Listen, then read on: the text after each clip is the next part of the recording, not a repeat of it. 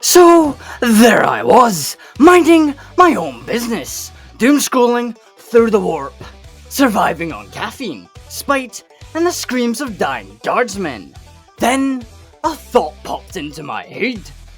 A cursed thought, the kind of thought that gets you excommunicated from the ecclesiarchy and slapped with an inquisitory purity seal reading heretical, but interesting. You know who we haven't chucked face first into the worst galaxy imaginable? A busty, blonde, alien-infused, planet-punching nightmare in power armor.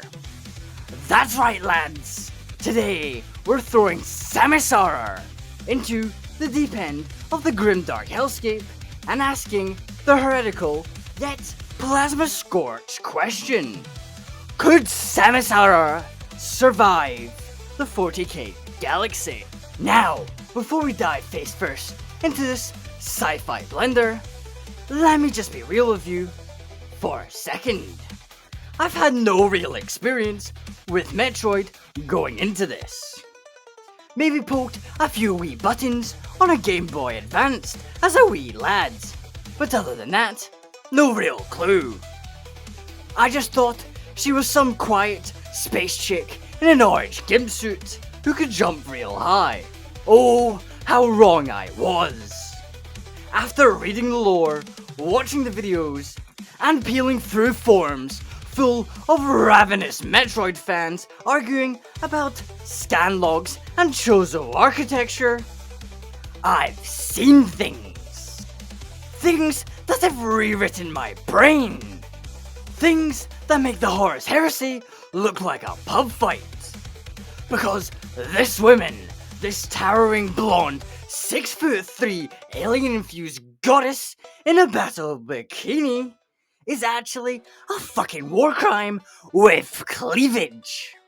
I came for some pew-pew lasers and shoulder pads. I stayed for the god-killing onion armor, the sun-freezing ice beams, and the overwhelming realization that Samus Aran might be one of the most terrifying things in sci-fi.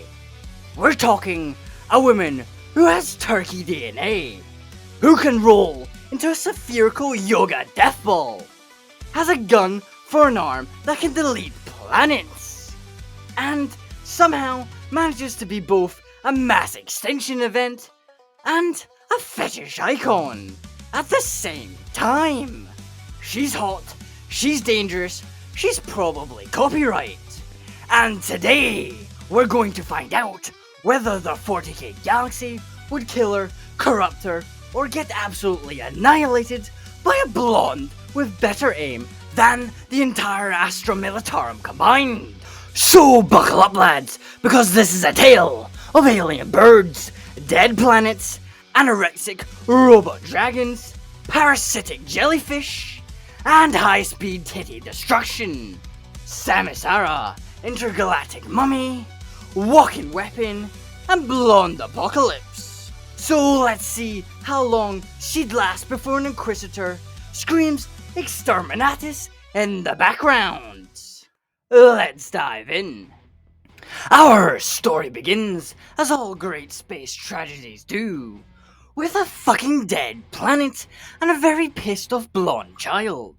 You see, once upon a time, little Samus Aran was just your average rebellious tomboy growing up in the arse end of space.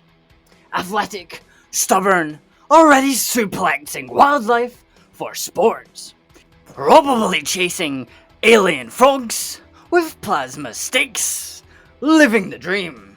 Until the creatively bankrupt, skull-faced bastards known as the Space Pirates arrived.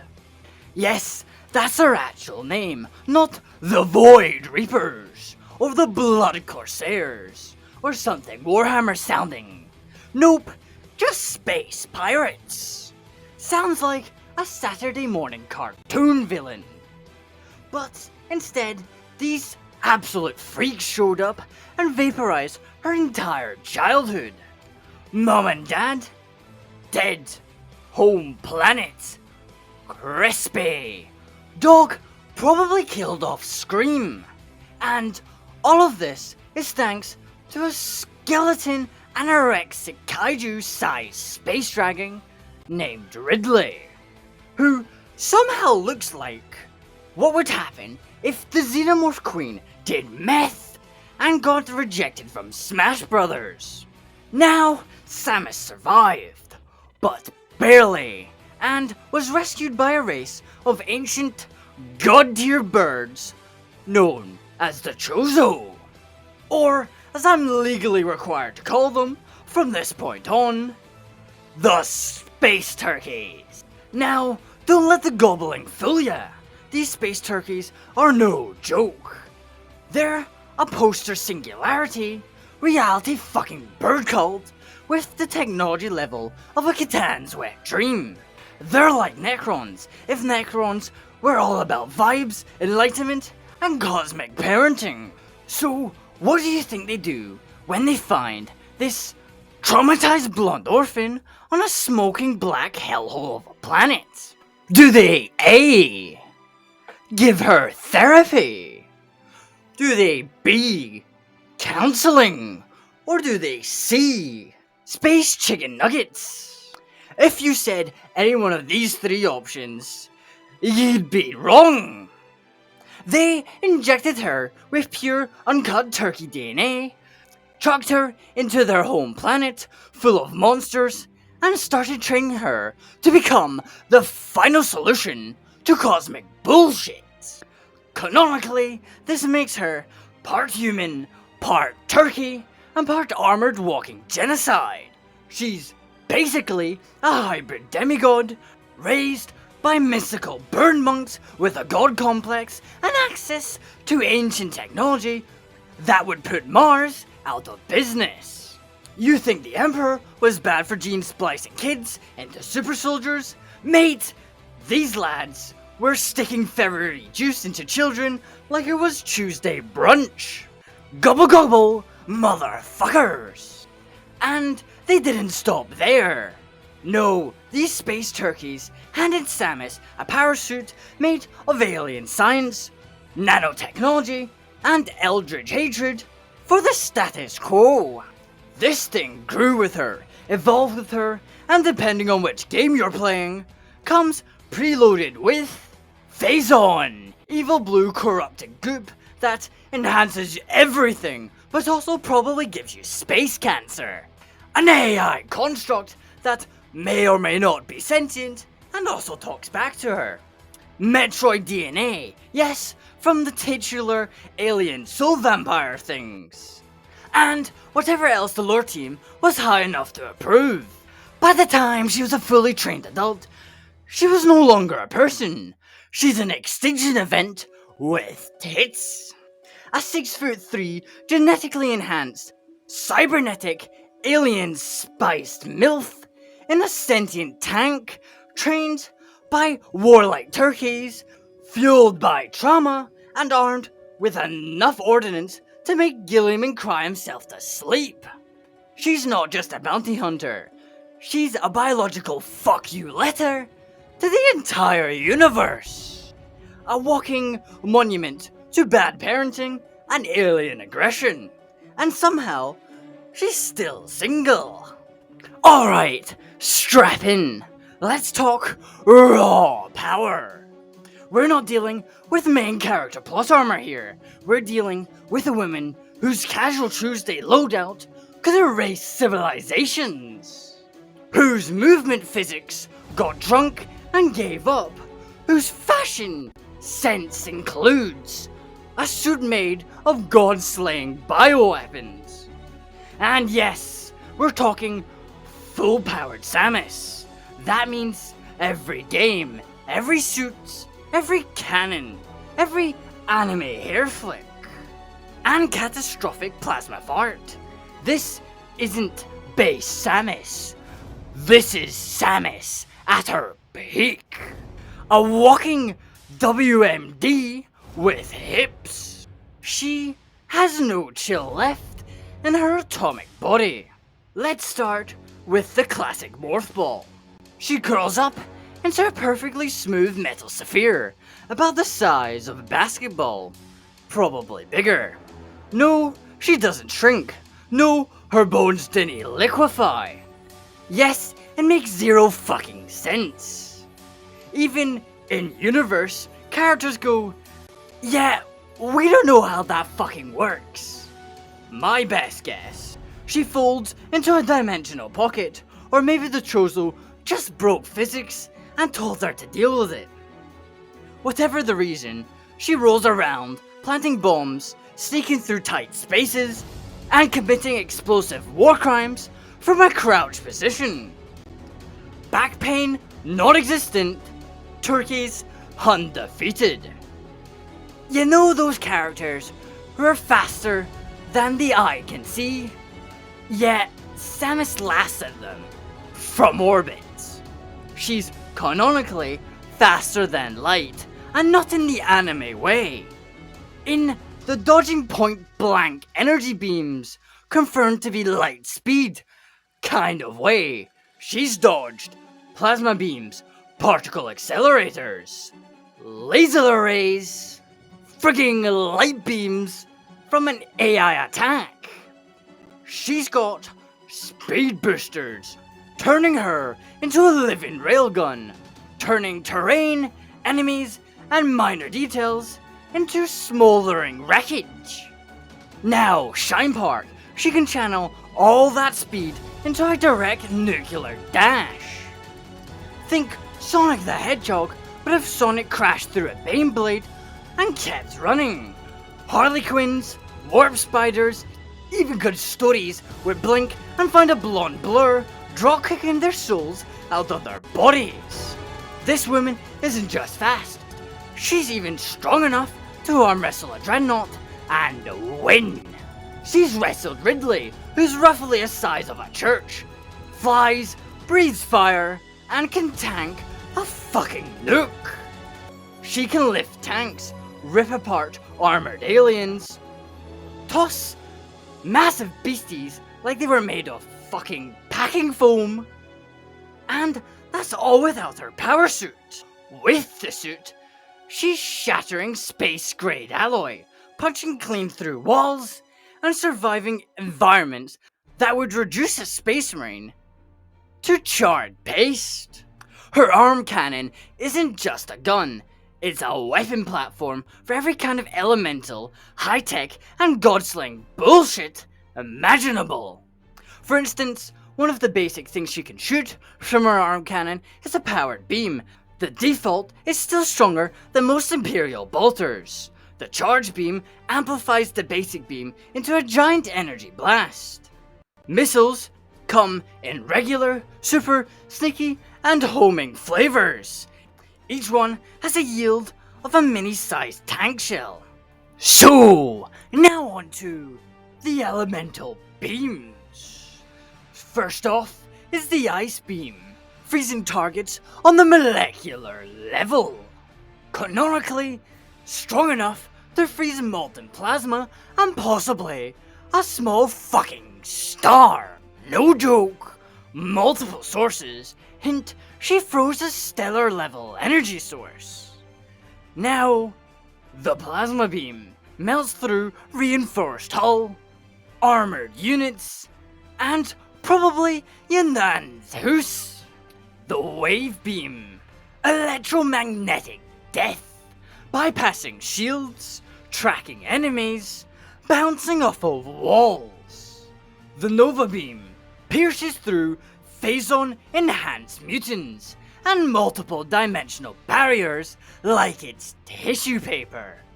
Dark beam / light beam used in Metroid Prime 2 to fight in alternate dimensions. One of them drains light, the other rebuilds the fucking world. Kind of. Now onto some special weaponry. The screw attack. Samus curls up into a ball and sprints at high sonic speed. Anything she touches turns into high-speed chunky salad. Power bombs. Nuclear scale detonations in a confined space. They're canonically strong enough to obliterate city blocks and vaporize even Metroids. Seeker missiles. She locks on to 5 targets at once and sends them all to the fiery pits of Tartarus. Grapple beam, a whip made of plasma and lightning. Because why not? Now, onto one of her lesser but more insane feats. A black hole launcher. This comes from Metroid Prime, Federation Force. Yes, she canonically has access to a handheld black hole generator. No joke, she opens miniature singularities to erase her enemies. She doesn't just kill people, she deletes their coordinates from reality. Now, onto the really insane shit. The suit. The onion-layered Armageddon. Now, you see, every time Samus gets a new suit, she doesn't just replace the old one. She stacks it like an onion ring of pain and alien technology. Here's the progression. The powered suit. The baseline, already better than most Tyranids armor. The Varia suit. Heat resistance, more defense, and looks more like a Gundam that can bench press. The Phazon suit absorbs the most dangerous corruptious substance in her universe and takes pure evil radiation and makes it her power source. The light suit grants phase shifting and dimensional movement, can teleport you across reality. The fusion suits, built after surviving a parasitic life form known as the X-Parasite. She literally survived being digested by a virus that literally was eating her whole. The Metroid suit, the creme de la creme from Metroid Dread, can absorb energies with a touch, invincible, immune to damage, corruption, mind control, and capable of absorbing massive energy beams. Think the warp's worst nightmare in stilettos. Now, Samus, for being a blonde woman, isn't just brute force. She's also brains, you know. Samus is a tactical goddamn genius, fluent in multiple alien languages, can pilot multiple alien crafts, scans and catalogs everything, solves puzzles faster than a Mechanicus AI, always fights solo, nay backup, nay squads, nay shouting for a medic. She's a one-woman kill team, infiltration unit, tactical nuke, and intelligence officer. She's Doom Guy with a better arse and an actual plan. Now, the final cherry on top on this blood-soaked Sunday is the Metroid suit. This turns her into a vampire demigod. She can touch enemies, organic, robot, ethereal, and consume them and absorb them, instantly killing them, consuming them, and gaining their abilities, siphoning the life force like a Metroid. Eats AI, devours tanks, probably can absorb Chaos Spawn and fart out a demonette. At that point, Samus is no longer a person. She's a one-woman singularity, a blonde morph ball, shape-shifting apocalypse engine with a gun for an arm, and absolutely no fucks left to give. Oh, and just in case you forgot, this isn't just about a busty death machine with a sun-freezing arm cannon. This is about 40k, the universe where hope goes to get excommunicated and then set on fire. The galaxy is ruled by a rotting corpse god, whose followers will burn you alive for misusing a toaster.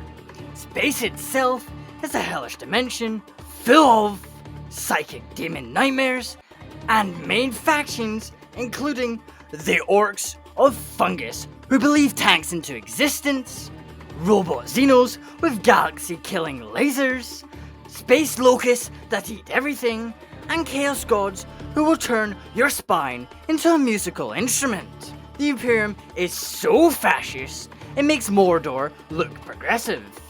There is no peace, no happy ending, just endless bureaucratic genocide in the void. Welcome to the worst fucking galaxy imaginable. Now let's see what happens when Samus Aran dropkicks the door off its hinges. Nobody knows exactly what went wrong. Some say it was a rogue Federation research team who got bored and decided to run one last phase-on test all drunk on space tequila.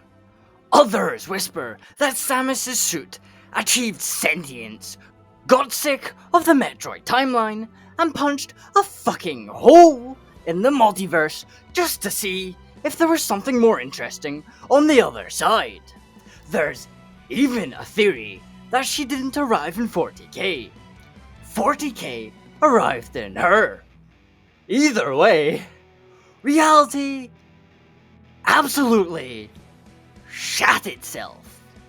One moment, she's cruising through deep space in her gunship, thinking about lunch.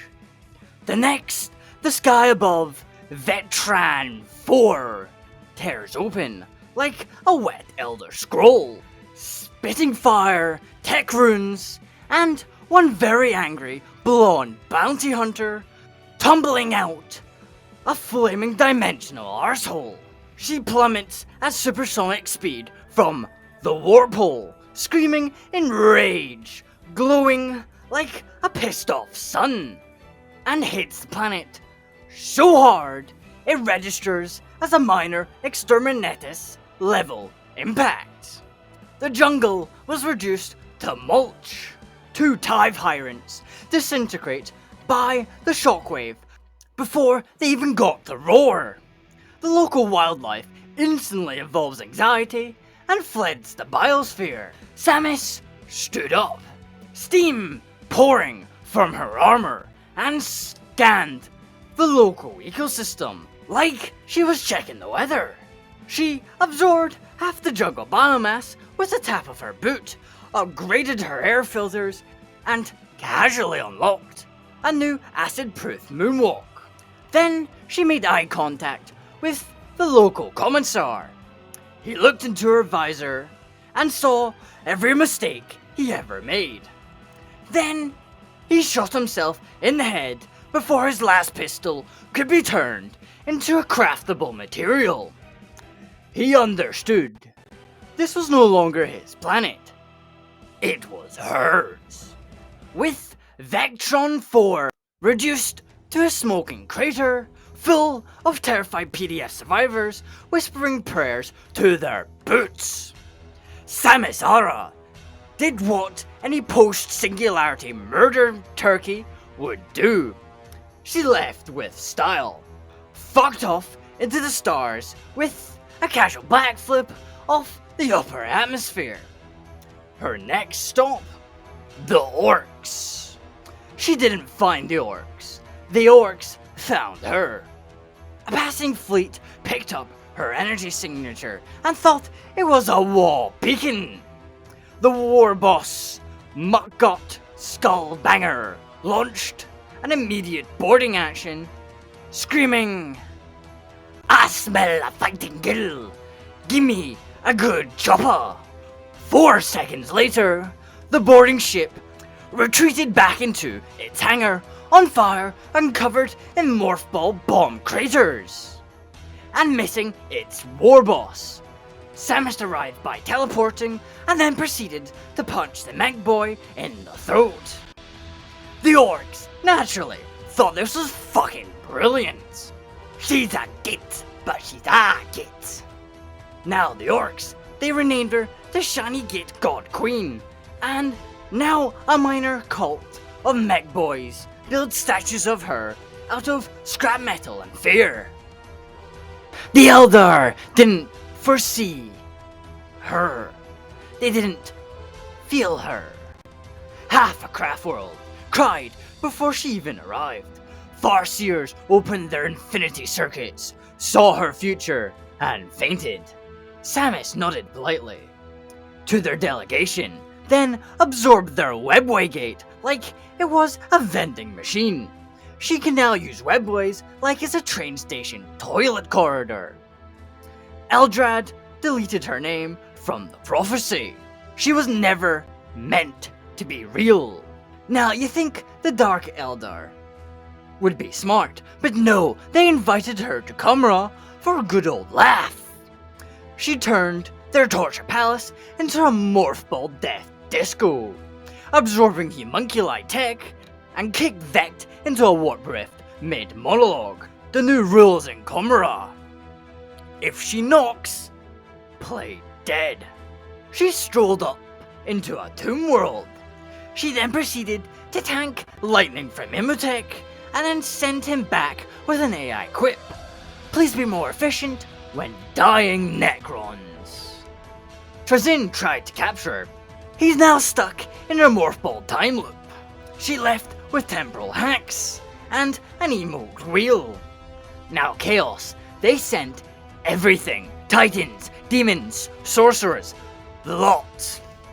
Her suit targeted the warp as a malware, ran a purge, and converted demons into XP modifiers. Khorne got curb stomped. Zinch just rage quit. Slaanesh is crying in a corner, and Nurgle just wave. She now has a new codename in the warp: don't fucking engage. Now, the Imperium labeled her a Xeno, a saint, and a scheduling error all at once. She visited a shrine world once and vaporized it. The Sisters of Battle kneel. The guardsmen propose.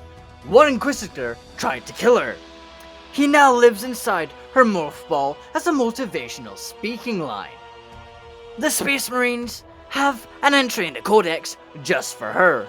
Treat as a natural disaster. Bribe with caffeine and missiles. Samus now exists everywhere and nowhere.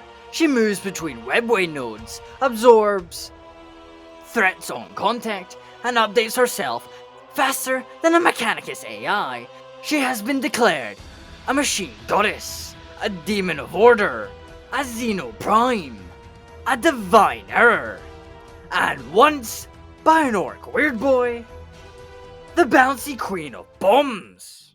So there ya have it. My mad rant about Samus Aran, the 6'3", sun-freezing, turkey-infused space MILF. She can not only survive in the 40k galaxy, she became a god. The Tyranids worship her. The Orks think she's Gorka Morg's love child.